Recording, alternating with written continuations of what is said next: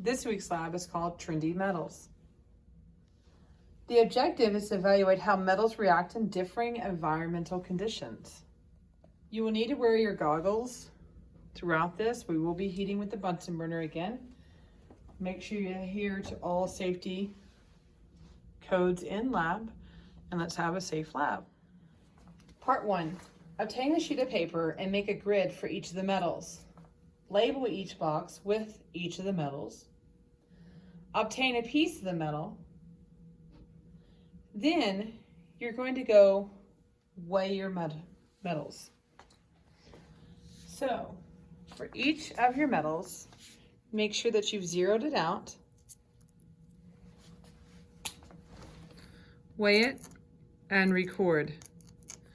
Now, you do need to record in your data sheet, but you can write directly on the piece of paper that you have here in case something happens and your recorder didn't quite get the number. It's like a backup plan. Now, if you have like this piece of magnesium that's barely weighing, you can go to another station, station 2 or 4, and weigh it, and it will go past the 10th to give you your number. This may happen with the iron silver. Here's this one's going to weigh. So on any that doesn't quite weigh on this scale, you'll have to go and visit a neighbor's scale to weigh it.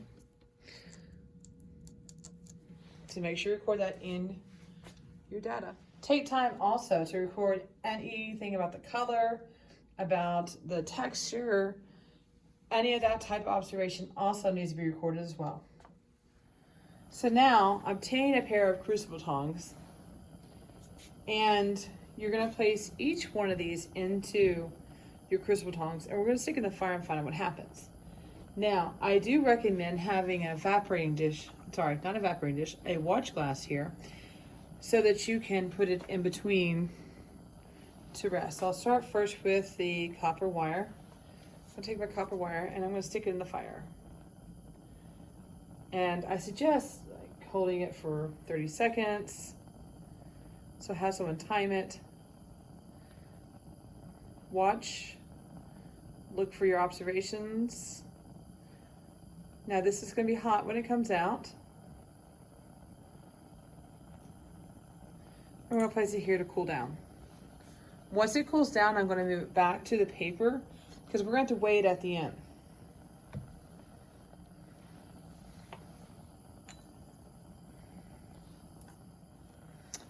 Zinc.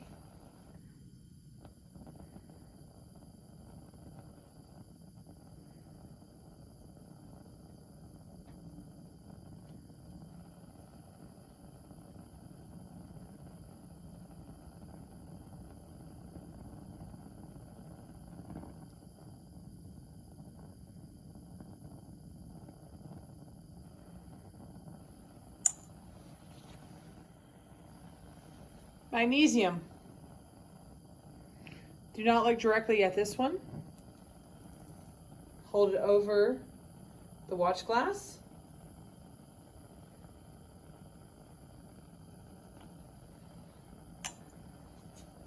You may have to weigh that one on the watch glass.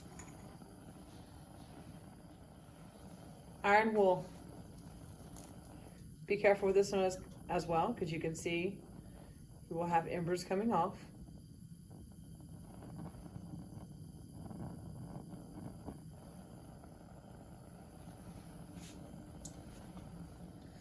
Now take a moment to look at your color changes that occurred on some of these.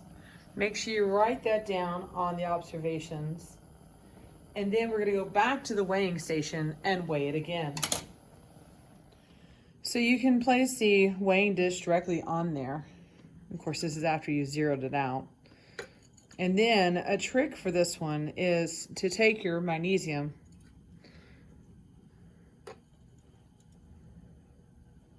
Now, if you don't get a change in the scale, you will have to take the magnesium back over to another station to weigh. Okay. Notice that copper took on this black color. And we get the same mass.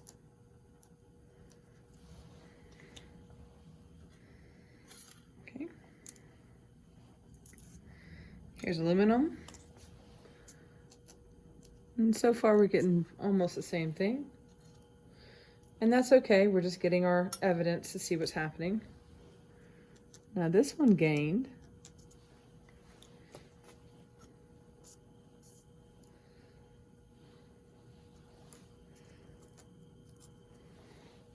So one thing I want you to see is the color change on it, and also look to see if there's any mass difference.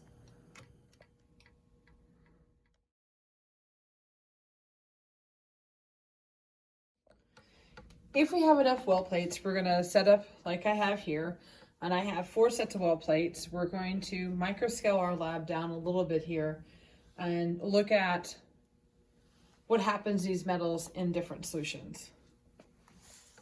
So on this very first row, I'm going to put in some copper, and either you'll have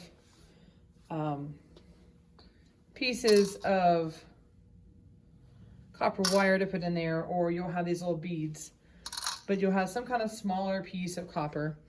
We're not too worried about the masses this time around. We're more worried about observing what's happening in there. So there's my copper. And the main thing is you got to keep track of what you're working with. Okay, so we're going to put some small pieces of magnesium in.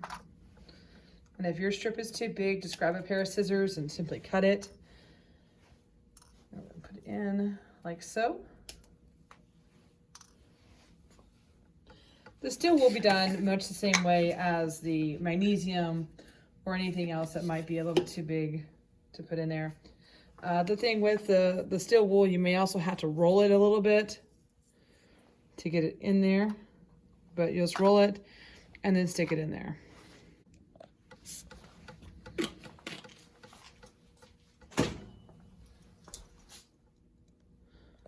And so once we have all that, we have all our metals in, and we're gonna be ready to proceed with the rest of this lab. So again, you're gonna put each one of your metals in there, make sure they're sitting in the bottom of the well plate. If you keep it organized like this, it'll be really easy to do the next part and keep track of our results.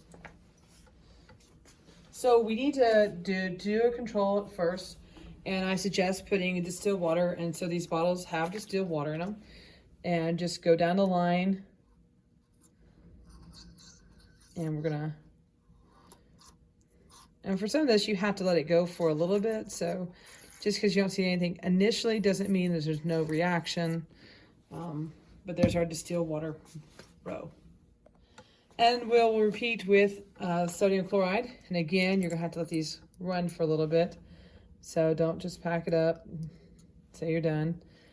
I'm gonna set these in there, boom, boom. And I think I need a little bit more there. Okay, sodium chloride. And then we have acetic acid. So again, we'll go down our rows, dropping it in there.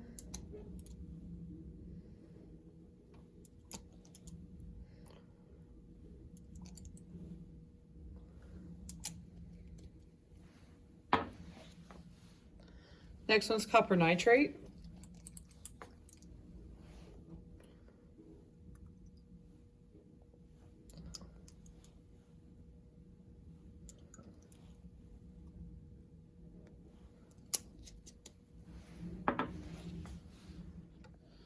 And then we have hydrochloric acid.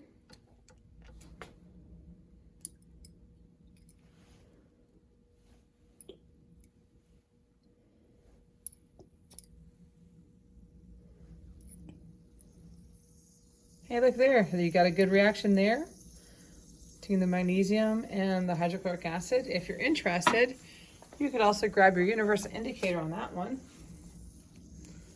put it in there to help watch the reaction. And then the final one is magnesium sulfate.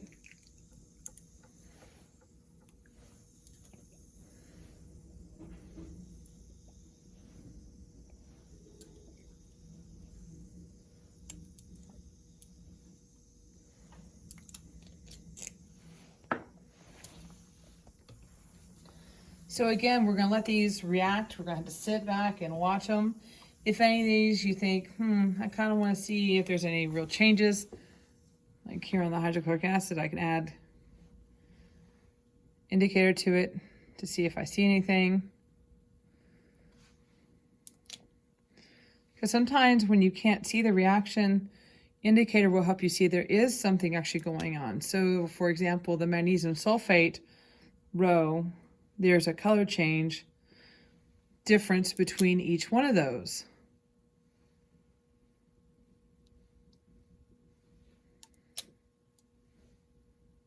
Now there won't be any point to put any of the not sodium hydroxide, but the indicator into the copper nitrate because it already has a color on it.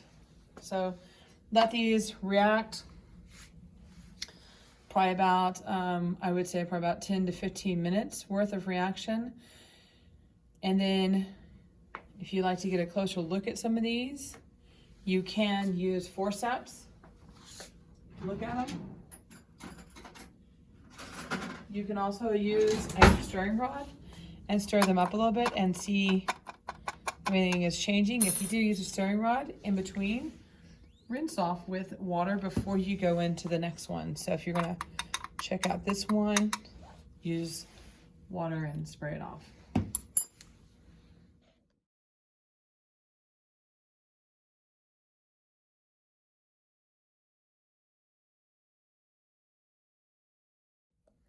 So when you finish with this today, you need to dispose of all the materials into the waste bucket.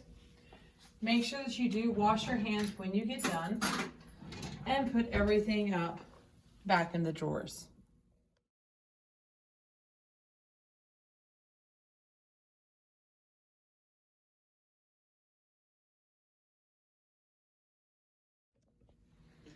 Hey Honors Cam, this week for your lab, you are also looking at how to evaluate metals and how they react in different environmental conditions.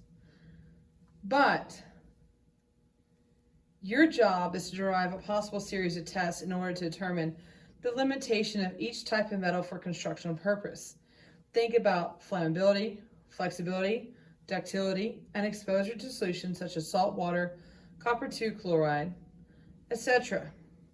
You are also to test for environmental factors such as an increase in pH values of water, as which some areas are seeing currently in our world. You and your team are design your procedures, and I have to approve it before you begin. So, good luck in designing your lab. I'm going to let you figure out how you're going to test the different materials to see what their limitations are for building materials. Good luck on this week's lab. Live long and prosper.